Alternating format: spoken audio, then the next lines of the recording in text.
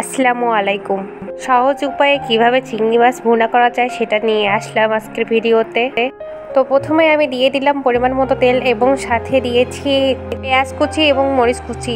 সেটা লাল লাল হয়ে আসার পর আমি চিংড়ি মাছগুলো দিয়ে দিয়েছি, যাতে লাল লাল করে কালার একটা ব্রাউন ব্রাউন কালার চলে আসে।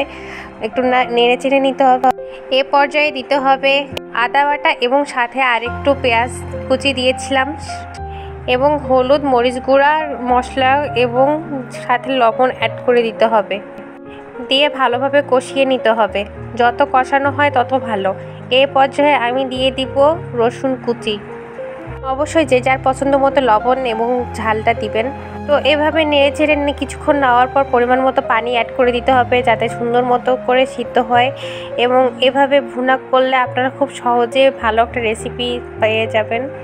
এবং পানি দেওয়ার পর 5-7 মিনিট অবশ্যই অপেক্ষা করতে হবে এবং হয়ে গেলে আপনারা নিশ্চিন্তে খেতে পারেন। তো ভালো লাগলে আমার রেসিপি ট্রাই করবেন। ধন্যবাদ।